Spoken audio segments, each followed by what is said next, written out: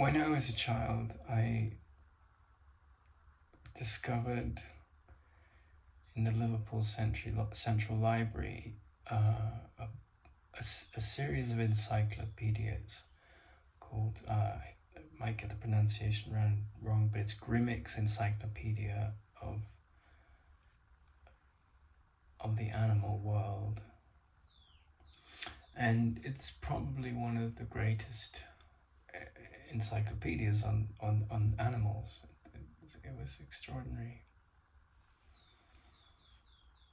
And then when I was 16, thereabouts, I was part of a group of boys and a couple of men that were very passionate about bird watching. And there was a nuthatch, I think it was a red-breasted nuthatch. It's a North American bird. And it had been somehow, on the East Coast, most likely of the United States, where they're found. And it would have been flying somewhere by the coast, and it got pulled by these incredible storms, and it just flew and flew and flew, but the storm had taken it west, and it ended up on the southwest coast of England in Norfolk.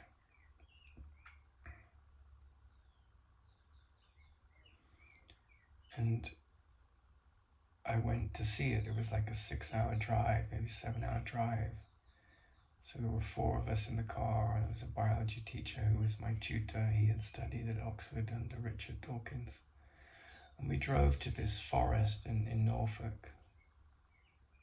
And we had lots of conversations about birds and biology and evolution. We got to the forest, because we only had a couple of hours because we had to get there and back.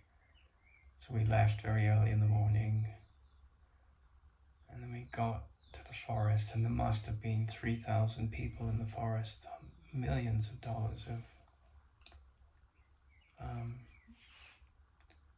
optical equipment. And I remember sort of running around this forest with these people. Oh, it's over here, and this poor bird was just thousands of miles off it. It wasn't going to find a mate. It was completely out of its realm, where it was at home. But none of us in the forest cared about that, and that wasn't really our problem. That was the bird's problem. And we saw glimpses of the bird, and then it was being chased around the forest by these 3,000 bird watchers. And that was sort of the end of my journey as a bird watcher. I mean, I still love birds, I still enjoy watching birds. But I sort of saw how humans get trapped in collections, And so I'd had a field guide to the birds of Britain and like the mammals of Britain and toadstools of Britain and different things in Europe. And then I discovered this encyclopedia in the library at Liverpool Central Library, and I often would go and just, because this was long before the internet, and I would just pore through this encyclopedia, and it was done by these illustrious biologists. Hundreds of scientists had contributed to this encyclopedia of animal life on Earth, Grimmick's Encyclopedia. Probably, it was a long-term endeavor that happened in the 40s, 50s, 60s of the last century.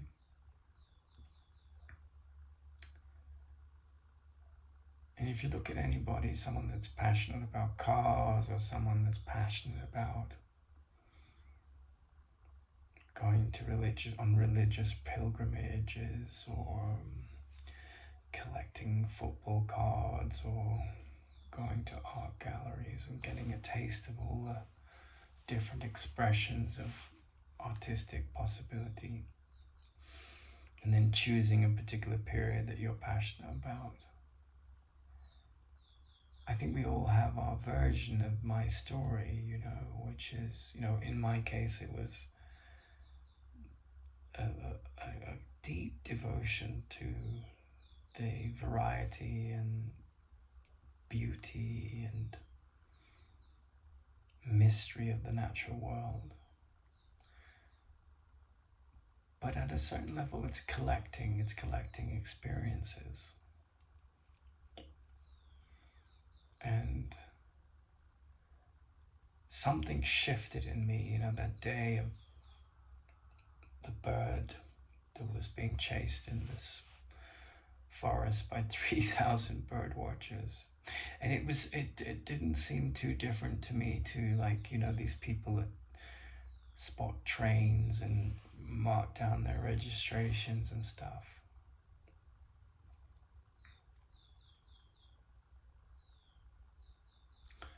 And there was an awakening to some other intelligence going on, because there was a sort of a sloughing off, a dissatisfaction with this habit of accumulating experiences. And then years later, like just a year or so ago, I spoke to that tutor, that biology tutor,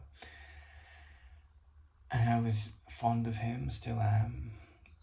But I asked him what he'd done in his vacation time, and he hadn't really changed. He used to run a Boy Scout group. He was probably a closet homosexual, actually, but born of a certain generation where it was hard to be honest about those things. Good, decent man. But his holidays were going off to, Arizona, and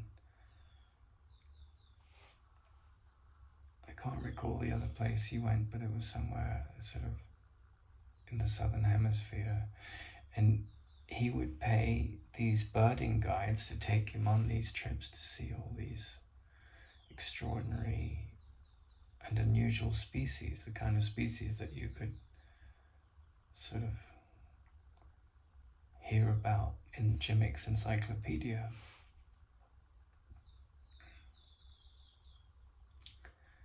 But it was a startling moment for me at 17 or 16 when I saw these people chasing this sort of lost and bewildered bird that was probably exhausted and very confused,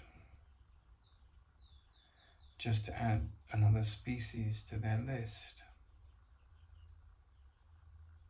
And that was definitely the beginning of a period of great confusion and upside downness for me, because my whole childhood had been sort of passionate about the sciences and the natural world.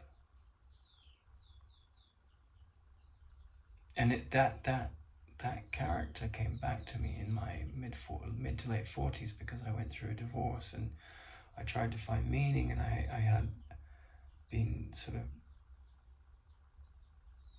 misled by a very well-known and important yoga teacher in India. After a decade, I felt like he'd completely abused my devotion to his teaching. So I had no real time for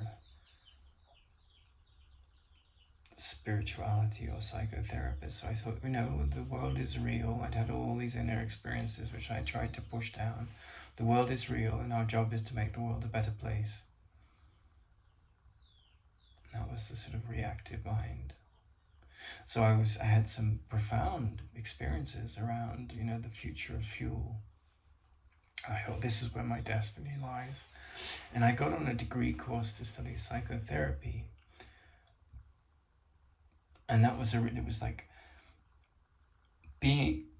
on this psychotherapy course where the psychotherapists and the students were far, far, far behind the level of awareness of the teachers that I'd been around.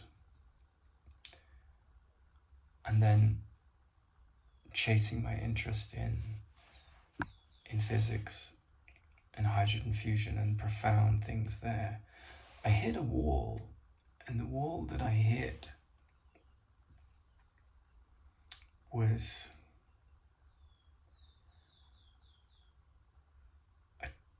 a mirror where I was looking into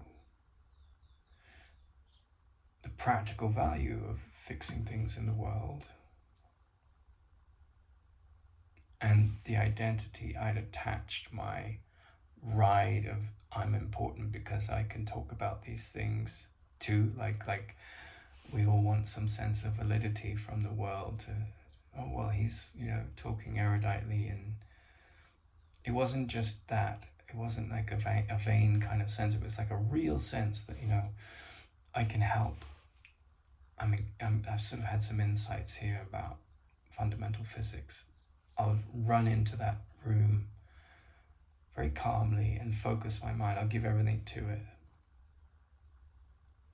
And then bang, I had these psychotherapists that were sort of totally wrapped up in gender politics and these woke, anti-woke arguments and all this, what I see as very superficial, insecure, mental gymnastics, which is, it's really a big issue in the culture of the West right now. It's like, if you're not on the LGBTQ plus blah blah blah team or against them, which I'm not in either, I'm only interested in seeing the light in humans, and I don't believe in birds of a feather flock together. So, and on that farm that I was on, I said, well, you probably won't experience it here, but they had some gay and transgender people come, and all these factions between the women and the gay and transgenders, like it was always this sort of, I'm a white man, I'm a victim of that story. I'm a straight woman, I'm a victim of that story. I'm a transgender, I'm a victim of that story. I'm a conservative right-wing person, I'm a victim of the left liberals. I'm a left liberal, I'm a victim of the conservatives. And these stories go on and on and on.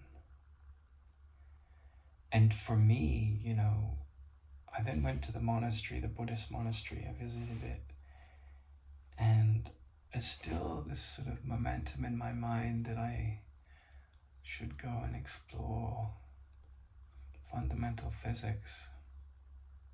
And then the abbot, who was a nice enough man, he used to be a history professor, he said, no, well, we're not interested in any of this stuff. The only thing we're interested is in the ending of suffering.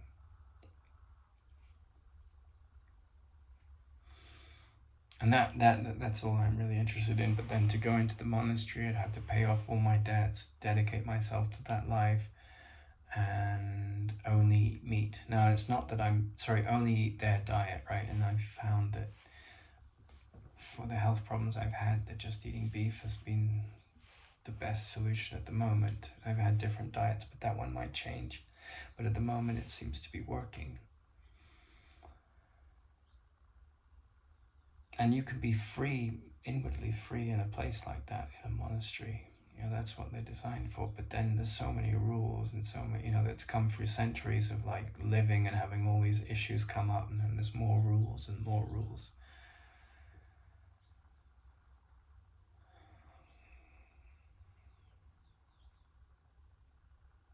But what he said is true, it's like that is whether you've got difficult psychotherapists, whether you've been raped, whether you have difficult parents, whether you've had spiritual teachers that have proved to be hypocritical, double standards. However your faith and trust in life has been tested,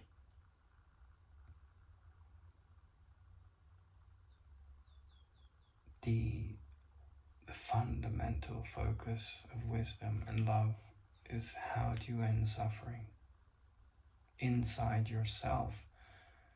And then you have the evangelists that go out and try to fix others, right? And that's a trap. My job is to see you healed. Well, that is your job. But does that mean you have to do anything?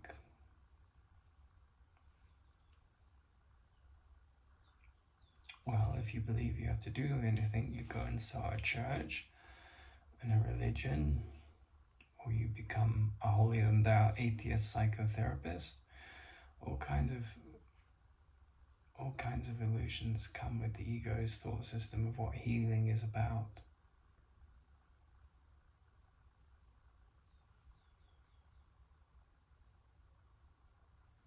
So this propensity to collect experiences, to collect bird species, to collect models and so forth. I think from the perspective of the mind that's really devoted to this question of seeing beyond illusions, beyond the realm of pragmatism, like I have quite a few, because I've traveled a lot, I have quite a few bags, and those bags are useful because if I'm going on a bus, or I'm going in a car, or I'm going on a hike up a mountain, and there's different needs for bags. So there's a pragmatism with the things that I own. But there's no doubt in my mind that the only reason we're really here is to end suffering in our minds.